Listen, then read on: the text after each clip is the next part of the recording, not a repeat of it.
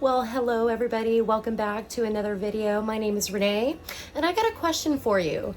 How many of you love biscuits and gravy, biscuits and jam, or just love enjoying a biscuit with some butter? Well, I have a recipe for you that is sure to inspire you, and you'll never guess where I found this recipe. These biscuits are quick to rise to the occasion, and they definitely don't fall flat of expectation. I'm also going to include a recipe for some blueberry jam using some fresh blueberries that I had from my garden, from a mixture from last summer and this summer. So stick around and I'm going to show you how to make some wonderful blueberry jam and biscuits. Mom, this one's for you.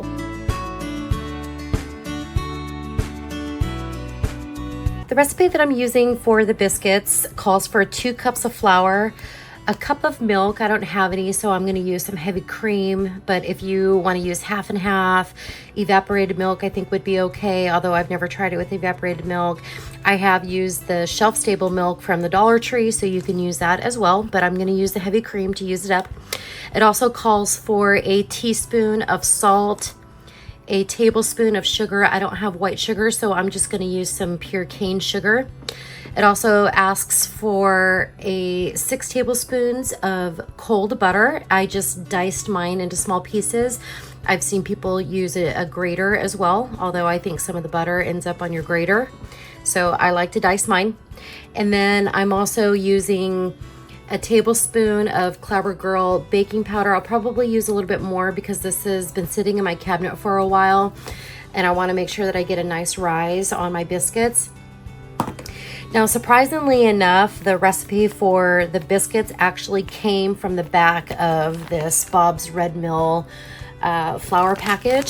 So the recipe that I'm using is this recipe right here. This makes approximately 6 large biscuits. So if you have more mouths to feed, go ahead and double the recipe or make your biscuits a little smaller. I like my biscuits big, so I'm going to make them pretty large. Let's get started. To my bowl, I'm going to add 2 cups of flour. And then I'm also going to add the sugar, the 1 tablespoon of sugar, the 1 teaspoon of salt, and a nice generous tablespoon of baking powder. I'm going to mix this well to make sure that baking powder gets mixed nicely with the flour. And next I'm going to add my butter.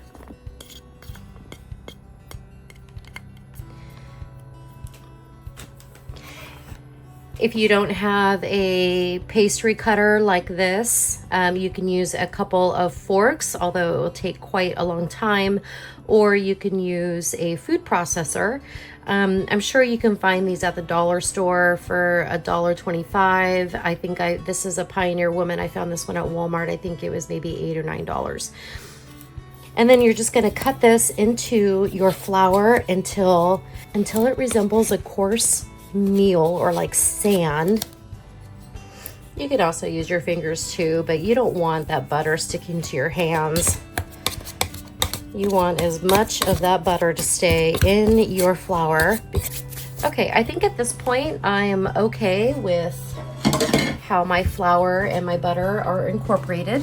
So next I'm going to add my heavy cream. Remember, you can use milk if you want, evaporated milk, shelf-stable milk. Use water if you don't want to use your milk. Powdered milk, you can also use. So, you know, I encourage you to play with different types of ingredients. If you don't have one ingredient, try to substitute for another and see how it comes out. Now I'm going to just mix this all together. Now also, even though this recipe calls for a cup of milk, depending on where you live, you may have to use more or less. I find that sometimes I need to use a little bit more liquid. See how there's still a lot more flour down here?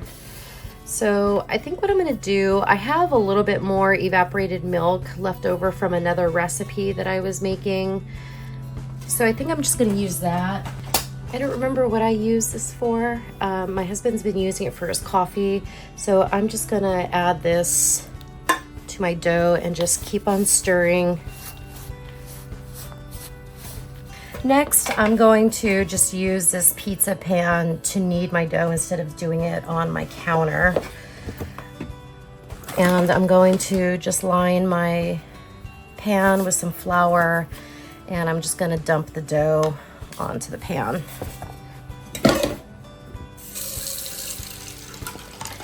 And then we're going to just press it together, and we're going to knead it a few times until it forms a dough ball.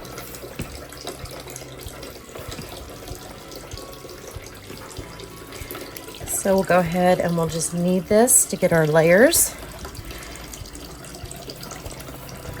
Okay, now that it has been kneaded and it has formed a dough ball, and you're gonna roll it out to the thickness that you want. So if you want really thick biscuits, then roll it out a little bit thicker. It just depends on you, but remember that will alter the baking time. So I'm really looking for nice, big, thick biscuits. There is a little restaurant. It's more like a country cafe around the corner from my mom's house where she lives in Southern California. I think this is just a Southern California thing, but the restaurant is called Molly Brown's Country Cafe, and it has been there forever. I mean, I remember when it was something different, but I would say since maybe the 90s, maybe the 94, 95 is maybe when it changed. And they have hands down the best biscuits and gravy. We absolutely love it. It's one of our go-tos every time we go. So we don't have one here in Washington, so every once in a while I do like biscuits and gravy. So this is perfect. It's just gonna make, well, my dough is a little bit thicker. We'll just go a little bit thinner.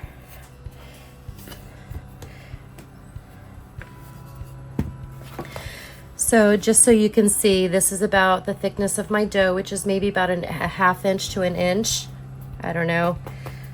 You make yours however thick you want. And I have a 3 1/4 inch biscuit cutter. So this is what I'm going to use to cut my biscuits. And I'm going to just press down.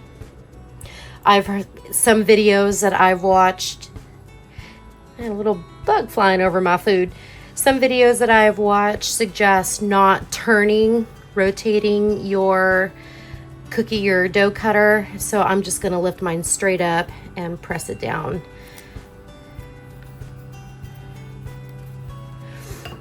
And so this is my biscuit. You can see all the layers in there. You can see the butter still. And I'm going to add this to my parchment lined baking sheet.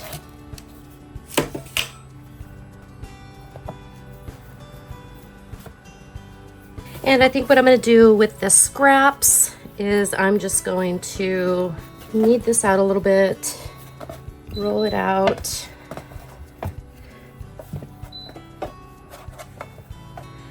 There's that one, just so they're all about the same size.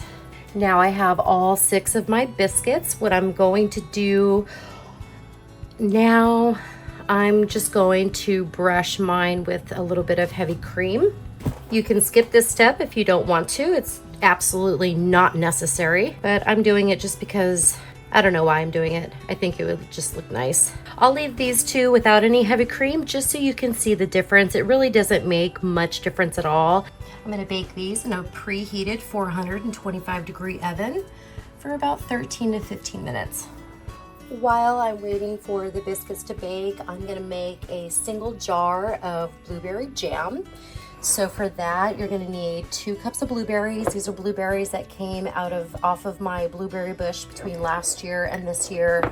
So I'm gonna use these, and 3/4 of a cup of sugar. Again, I'm using just pure cane sugar instead of the white sugar, but use whatever kind of sugar you have. You're going to need some fresh squeezed lemon juice. I had a bunch of lemons that I zested, dehydrated the zest, and juiced yesterday, so I yielded about a cup of fresh lemon juice. So I just added it to this jar.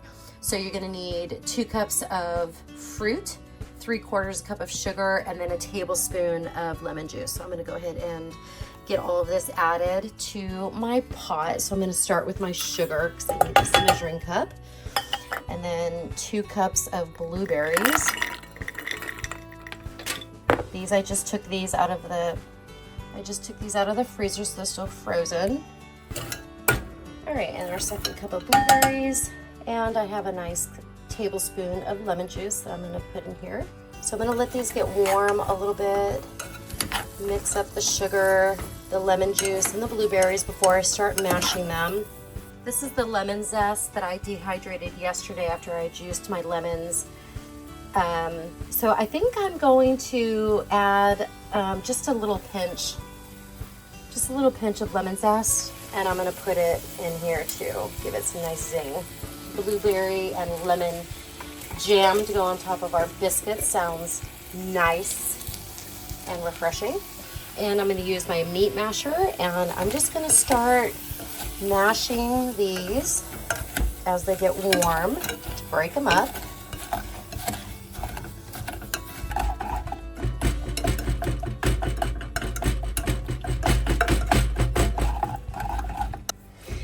This recipe is wonderful if you are a single person, or it's just you and your wife or your husband, or maybe just you and a couple of kids.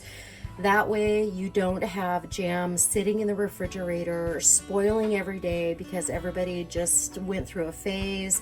Now they're out of that phase and the jam just sits there. So I like making smaller quantities of jam because my husband and I just don't go through it as quickly as we did when we had kids at home. So I'm going to use this little 1/2 pint jar. It'll be perfect. It'll fill it up pretty much all the way, and this will be perfect, and this will last a few weeks in our refrigerator. I'm going to use this 1/2 pint glass. I just rinsed it out and dried it, so that's why it still looks like it's still wet, but I'm just going to use this small 1/2 pint jelly jar.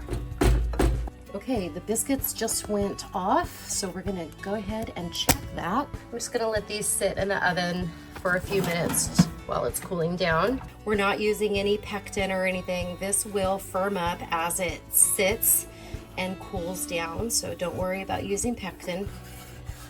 Or actually, if you don't have any pectin or you don't know how to use pectin, this is a great way to make a delicious jam without using the pectin, because fruit does have natural pectin. If you want to add some cinnamon or some vanilla to it as well, go ahead and customize it however you want it. And if you also want to give it a little bit more lemon flavor, some lemon extract would be good too. But I would avoid doing that if you already added lemon zest. You don't want it to be too lemony unless that's your vibe. We're getting there. Be patient. Can you tell which biscuits don't have the heavy cream on top? You really can't. But it's these 2 right here. These are the 2 without the heavy cream. These are the 4 that I did add the heavy cream to, but you really can't tell the difference. This is what the biscuit looks like. Open. It's nice and fluffy. It's not dry. It's still really nice and moist. So my favorite way to eat biscuits when I don't have gravy, even toast, is just to put a little bit of butter.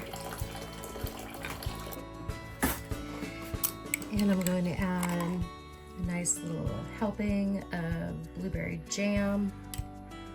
And I'm going to garnish mine with a piece of pineapple sage that I had growing in my garden.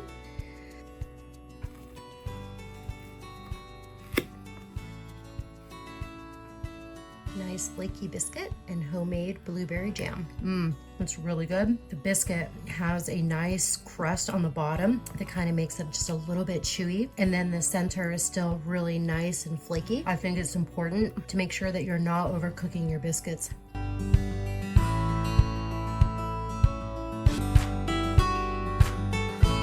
Well, thank you for watching my video. If you made it to the end, leave a little heart emoji in the comment section, and I will see all of you in the next video.